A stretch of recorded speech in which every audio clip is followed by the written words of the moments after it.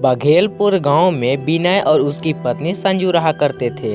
दिसंबर का सर्द मौसम था और इस जाड़ में विनय को चाय पीने का बड़ा शौक था। वो अपनी पत्नी से हर वक्त चाय मांगा करता था। दिन भर बस चाय की रट लगाए रहते हो, सारा दिन चाय की चुस्कियाँ लेते रहते हो। कुछ पता भी है घर में अनाज का एक दाना भी नहीं है। चाय बनाने के लिए भी चीनी, चाय पत्ती और दूध नहीं है। क्या कहा? घर में चाय बनाने का सामान नहीं है? अरे इतनी सर्दी में चाय के बिना गुजारा कैसे होगा?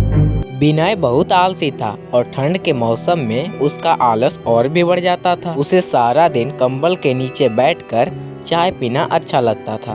घर में चाय बनाने की सामान नहीं है, ये सुनकर विनय झटपट काम के लिए बाहर निकल गया। उसने मेहनत मजदूरी करके कुछ पैसे कमाए और चाय बनाने का सामान लेकर घर लौटा। हे भगवान, इस आदमी ने तो हद कर दी। सिर्फ चाय बनाने का सामान लाए हो, खाना नहीं खाओगे क्या? आटा, चावल, दाल ये सब कौन लाएगा? उसका इंतजाम भी कर दूंगा। कल मैं मेहनत मजदूरी करके जो पैसे कमाऊंगा उससे राशन भी ला दूंगा। अब एक कप चाय तो पिला दे भाग्यवान। संजू गुस्से में चाय बनाकर विनय को देती है। घर में खाने के लिए कुछ नहीं था, इसलिए वो खुद भी चाय पीकर सो गई। दूसरे दिन विनय सुबह सुबह काम की तलाश में निकल पड़ा। अजी सुनते हो, आज खाने का सामान ही लाना। ठीक है, खाने का ही सामान लाऊंगा, लेकिन वापस आकर मैं चाय जरूर पीऊंगा। विनय को उस दिन मजदूरी का बड़ा काम मिल गया और उसे अच्छे पैसे भी मिले। उस दिन उसने कुछ खाने के लिए राशन और चाय बनाने का ढेर सारा सामान लेकर घर लौटा। आज फिर से चाय बनाने का सामान ले आए और वो भी इतना सारा। अरे चाय की दुकान खोलोगे क्या? संजू के बात सुनकर विनय मन ही मन बहुत खुश हुआ और मुस्कुराने लगा। उसे इस तरह चहकते हुए देखकर संजू बोली, क्या बात है, क्यों हंस रहे हो? अभी क्या कहा तुमने? मैंने पूछा कि क्यों हंस रहे हो। नहीं, उससे पहले क्या कहा था? चाय की दुकान खोलोगे क्या?